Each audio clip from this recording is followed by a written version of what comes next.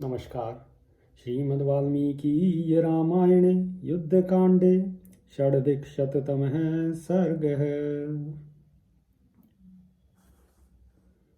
सारथी स रथं शिष्टः परसैन्यप्रदर्शनं गन्धर्वनगराकारं समुच्छ्रितपताकिनं युक्तं परं सम्पन्न वाजिभिः हेममालिभिः युद्धोपकरणैः पूर्णं पताकाध्वजमालिनीं ग्रसन्तम् इव चाकाशं नादयन्तं वसुन्धरां प्राणाशं परसैन्यानां स्वसैन्यस्य प्रहर्षणं रावणस्य रथं क्षिप्रं चोदयामास सारथिः।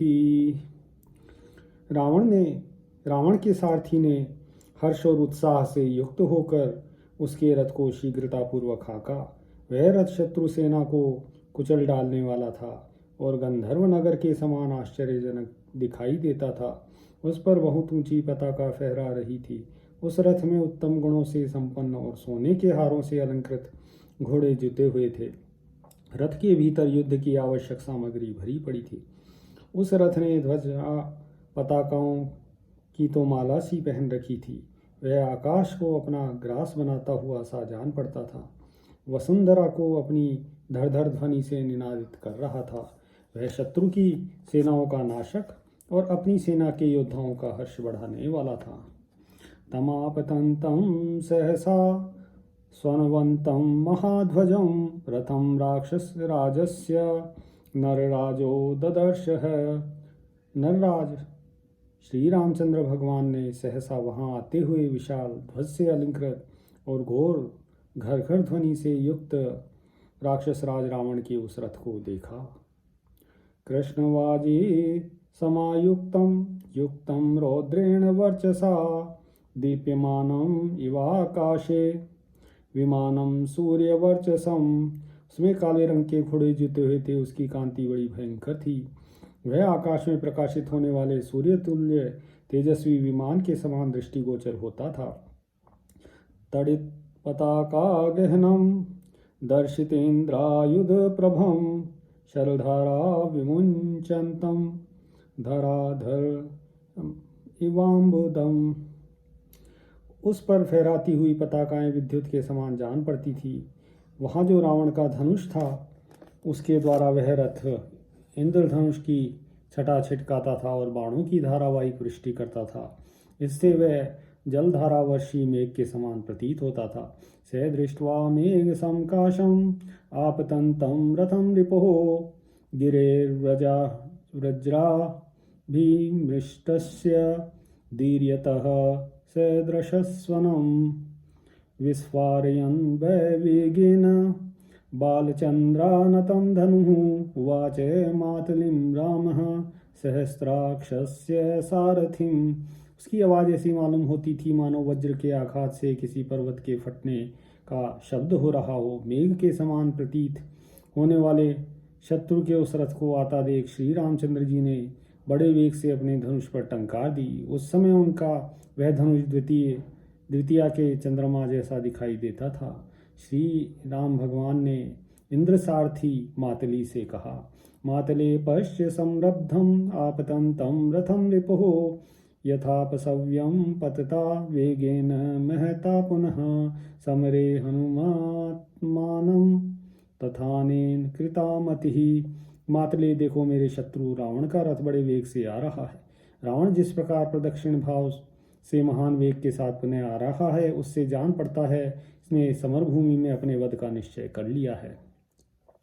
तत्प्रमादं मातिष्ठ प्रत्युद्गच्छ रथं रिपुः विध्वंसयितुम् इच्छामि वायुर्मेघम इवोत्थितम्। अतः अब तुम सावधान हो जाओ और शत्रु के रथ को की ओर आगे बढ़ो। जैसे हवा मुड़े हुए बादलों को छिन्न भिन्न कर डालती है उसी प्रकार आज मैं शत्रु के रथ का विध्वंस करना चाहता हूँ। अविक्लवम् असंप्रांतम् अव्यग्र हृदये क्षणं रश्मि संचार नियतं प्रचोदय रथं द्रुतं भय तथा घबराहट छोड़ मन और नेत्रों को स्थिर करते हुए घोड़ों की बागडोर काबू में रखो और रथ को तेज चलाओ। कामं न त्वं समाधेयः पुरंदर थोचितः युयुत्सुरहमेकाग्रं स्मारये त्वां न शिक्षये। तुम्हें देवराज इंद्र का रथ हाँकने का अभ्यास है, अतः तुमको कुछ सिखाने की आवश्यकता नहीं है। मैं एकाग्रचित होकर युद्ध करना चाहता हूँ, इसलिए तुम्हारे कर्तव्य का स्मरण मात्र करा रहा हूँ, तुम्हें शिक्षा नहीं देता हूँ। परितुष्टः स रामस्य तेन वाक्येन मातलिः प्रचोदयामास रथं सुरसारथिरुत्तमः। अपसव्यं ततः कुर्वन् रावणस्य महारथं चक्रसम्भूतरजसा रावणं व्यवधूनयत्। श्री रामचंद्र जी के इस वचन से देवताओं के श्रेष्ठ सारथी मातली को बड़ा संदेश हुआ और उन्होंने रावण के विशाल रथ को दाहिने रखते हुए अपने रथ को आगे बढ़ाया। उसके पहिए से इतनी धूल उठी कि रावण उसे देखकर कांप उठा। ततः क्रुद्धो दशग्रीव ताम्र विस्फारिते क्षणः रथ प्रतिमुखम रामम सायकैर वधूनयत्। इससे दशमुख रावण को बड़ा क्रोध हुआ। वह अपनी लाल आंखें फाड़कर देखता हुआ रथ के सामने हुए श्री राम पर बाणों की वृष्टि करने लगा। धर्षणामर्षितो रामो धैर्यं रोषेण लंबयन् जग्राह सुमहावेगम ऐन्द्रम युधि शरासनम। उसके इस आक्रमण से श्री रामचंद्र जी को बड़ा क्रोध हुआ। फिर रोष के साथ ही धैर्य धारण करके युद्ध स्थल में उन्होंने इंद्र का धनुष हाथ में लिया, जो बड़ा ही वेगशाली था। शरांश्च सुमहावेगान् सूर्यरश्मि समप्रभान् तदुपोढ़ं महद्युद्धम् अन्योन्यवदकाङ्क्षिणः परस्पराभिमुखयो दृप्तयोरिव सिंहयोः। साथ ही सूर्य की किरणों के समान प्रकाशित होने वाले महान वेगशाली बाण भी ग्रहण करे। तत्पश्चात एक दूसरे के वध की इच्छा रखकर श्री राम और रावण दोनों में बड़ा भारी युद्ध आरंभ हुआ। दोनों दर्प से भरे हुए दो सिंहों के समान आमने सामने आके डट गए। ततो देवास गंधर्वः सिद्धाश्च परमर्षयः समीयुध्वरथं दृष्टुं रावणाक्षयकांक्षिणः। उस समय रावण के विनाश की इच्छा रखने वाले देवता, सिद्ध, गंधर्व और महर्षि उन दोनों के द्वैरथ युद्ध को देखने के लिए वहां एकत्र हो गए। समुत्पेतो रथोत्पाता दारुणा रोमहर्षणः रावणस्य विनाशाय राघवस्योदयाय च। उस युद्ध के समय ऐसे भयंकर उत्पात होने लगे जो रोंगटे खड़े कर देने वाले थे। उनसे रावण के विनाश और श्री रामचंद्र जी के अभ्युदय की सूचना मिलती थी। ववर्ष रुदिरम देवो रावणस्य रथोपरि वातामंडलीन स्त्रीवा तीव्रा व्यपसव्यम प्रचक्रमुः। मेघ रावण के रथ पर रक्त की वर्षा करने लगे। बड़े वेग से उठे हुए बवंडर उसकी वामावर्त परिक्रमा करने लगे।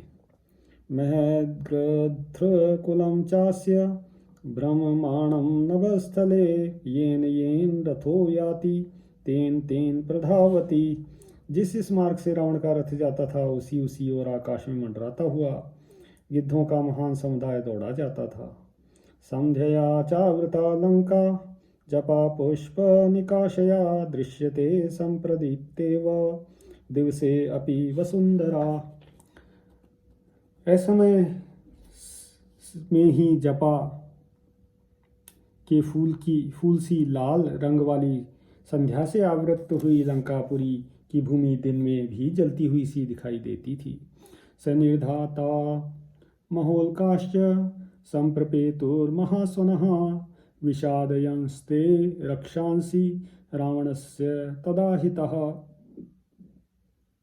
रावण के सामने वज्रपात की सी गड़गड़ाहट और बड़ी भारी आवाज के साथ बड़ी बड़ी उल्काएं गिरने लगी जो उसके अहित की सूचना दे रही थी। उन उत्पातों ने राक्षसों को विषाद में डाल दिया। रावणश्च यतस्तत्र प्रचचाल वसुंधरा रक्षसां च प्रहरतां गृहीता इव बाहवः। रावण जहाँ जहाँ जाता वहाँ वहाँ की भूमि डोलने लगती थी। प्रहार करते हुए राक्षसों की भुजाएं ऐसी निकम्मी हो गई थी मानो उन्हें किसी ने पकड़ लिया हो। ताम्रः पीतः सितः श्वेतः पतितः सूर्यरश्मयः दृश्यन्ते रावणस्याग्रे पर्वतस्येव धातवः। रावण के आगे पड़ी हुई सूर्यदेव की किरणें पर्वतीय धातुओं के समान लाल, पीले, सफ़ेद और काले रंग की दिखाई देती थी। गृध्रैरनुगताश्चास्य वमन्त्योज्ज्वलनं मुखेः प्रणेर्दुर्मुखोमीक्षन्त्यः संरब्धं शिवं शिवः। रावण के रोषावेश से पूर्ण मुख की ओर देखती और अपने अपने मुखों से आग उगलती हुई गीदड़ियाँ मंगल सूचक बोली बोलती थी और उनके पीछे झुंड के झुंड गीत मंडराते चलते थे। प्रतिकूलं बवो वायु रणे पांशून् समुत्किरन् तस्य राक्षस राजस्य कुर्वन् दृष्टि विलोपनम्। रणभूमि में धूल उड़ाती वायु राक्षस राज रावण की आंखें बंद करती हुई प्रतिकूल दिशा की ओर बह रही थी। निपेतुरिन्द्राशनयः सैन्ये चास्य समन्ततः दुर्विषया घोरा विना जलधरोदयम्। उसकी सेना पर सब ओर से बिना बादल के ही दुस्सह एवं कठोर आवाज के साथ भयानक बिजलियां गिरी। दिशश्च प्रदिशः सर्वा बभूवुस्तिम् इरावृतः पांशुवर्षेण महता दुर्दर्शं च नभो अभवत्। समस्त दिशाएं और विदिशाएं अंधकार से आच्छादित हो गई। धूल की बड़ी भारी वर्षा के कारण आकाश का दिखाई देना कठिन हो गया। कुर्वत्य कलहं घोरं सारिकास्तद्रथं प्रति निपेतुः शतशस्त्र दारुणा दारुणारुतः। भयानक आवाज करने वाली सैकड़ों दारुण सारिकाएं आपस में घोर कलह करती हुई रावण के रथ पर गिर पड़ती थी। जगनेभ्यः स्फुलिंगाश्च नेत्रेभ्यो अश्रुणि संततं मुमुचुस्तस्य तुरगा तुल्यम् अग्निः च वारिच। उसके घोड़े अपने आग की चिंगारियां और नेत्रों से आंसू बहा रहे थे। इस प्रकार वे एक ही साथ आग और पानी दोनों प्रकट करते थे। एवं प्रकारा बहवः समुत्पाता भयावह रावणस्य विनाशाय दारुणः संप्रजगिरे। इस तरह बहुत से दारुण एवं भयंकर उत्पात प्रकट हुए जो रावण के विनाश की सूचना दे रहे थे। रामस्यापि निमित्तानि सौम्यानि च शिवानि च बभूवुर्जय शंसीनि प्रादुर्भूतानि सर्वशः। श्री राम के सामने भी अनेक शकुन प्रकट हुए जो सब प्रकार से शुभ, मंगलमय तथा विजय के सूचक थे। निमित्तानि सौम्यानि राघवः स्वजयाय वै दृष्ट्वा परम संभ्रष्टो हतं मेने च रावणम्। श्री रघुनाथ जी अपनी विजय की सूचना देने वाले इन शुभ शकुनों को देखकर बड़े प्रसन्न हुए।